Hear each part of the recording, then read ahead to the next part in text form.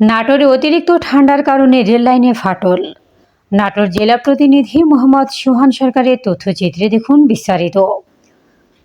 নাটোরে শীতের তীব্রতা চরমে পৌঁছানোয় রেললাইনে ফাটল দেখা দিয়েছে। সোমবার সকালে নলডাঙ্গা উপজেলার মাধবনগর রেল স্টেশনের দক্ষিণে 253 নম্বর পিলারের কাছে ফাটলটি প্রথম দেখতে পান স্থানীয়রা। খবর পেয়ে দ্রুত ঘটনাস্থলে পৌঁছান রেলওয়ে ট্রলিম্যান জুলফিকার হোসেন সহ সংশ্লিষ্ট রেলকর্মীরা।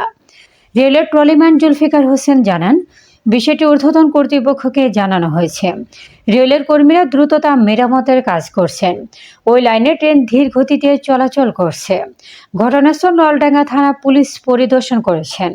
সম্প্রতি পার্শ্ববর্তী বীরকুৎসা রেল স্টেশনের উত্তরেও রেল ফাটলের ঘটনা ঘটে।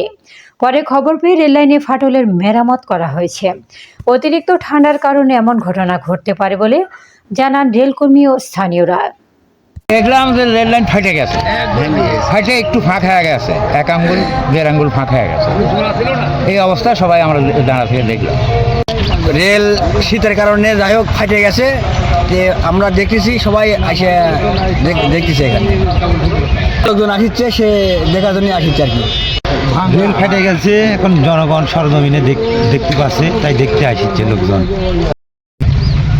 আমি দেখলাম যে প্ল্যাটফর্মের দক্ষিণে এখানে অনেকগুলো লোক রেল লাইনের উপর দাঁড়িয়ে আছে, তাই আসলাম, আসে দেখি রেল লাইন ভাঙ্গা আছে। এটা দ্রুত সমাধান করার দরকার, এই জন্য কর্তৃপক্ষের কাছে আহ্বান জানাচ্ছি।